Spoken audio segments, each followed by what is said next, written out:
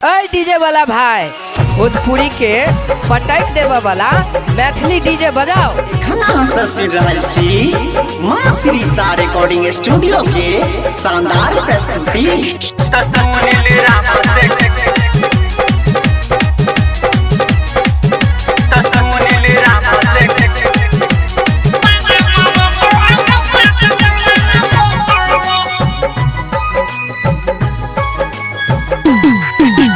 तोरा नचे तोगे गे छौड़ी तोरा नचे तोगे, तोरा नचे तोगे गे छौड़ी तोरा नचे तोगे। तो सुनील राम से गाना गवे तो ऑर्केस्ट्रा पे तोरा नचे तोगे। तो सुनील राम से गाना गवे तो ऑर्केस्ट्रा पे तोरा नचे तोगे। तोरा नचे तोगे गे छौड़ी तोरा नचे तोगे, तोरा नचे तोगे गे छौड़ी तोरा नचे तोगे। तो सुनील राम के गाना बजे तो ऑर्केस्ट्रा पे तोरा नचे तोगे। तो राम सुनील के गाना बजे तो ऑर्केस्ट्रा पे तोरा नचे तोगे।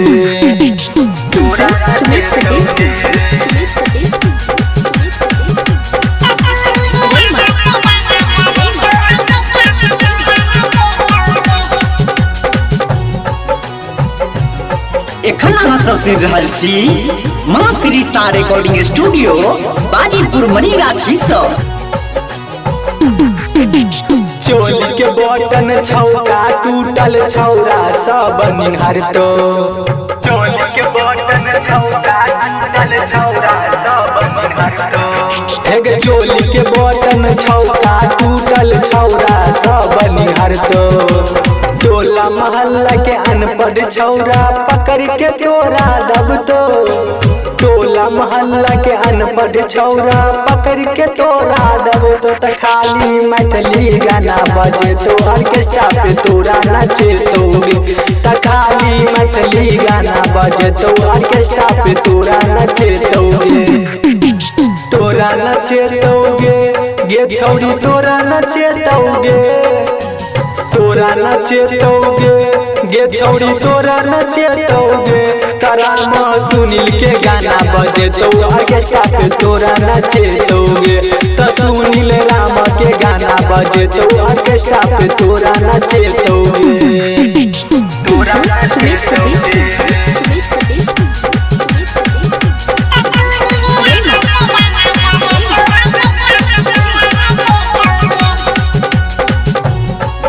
एखन अहाँ सब सुन रहल छी मां श्री सा रिकॉर्डिंग स्टूडियो बाजीपुर मनीगाछी सब।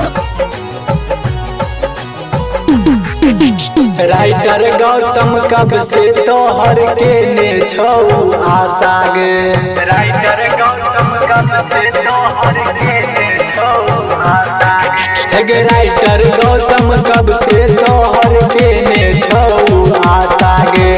देख के तोहर भरल जवानी छौरा के चुओ पानी गे।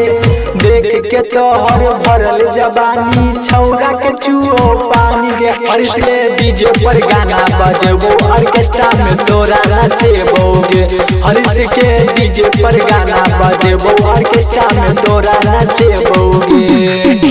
तोरा नचेबोगे गे छौड़ी तोरा नचेबोगे, तोरा नचेबोगे गे छौड़ी तोरा नचेबोगे। तो सुनील राम के गाना बजेबो ऑर्केस्ट्रा पे तोरा नचेबोगे।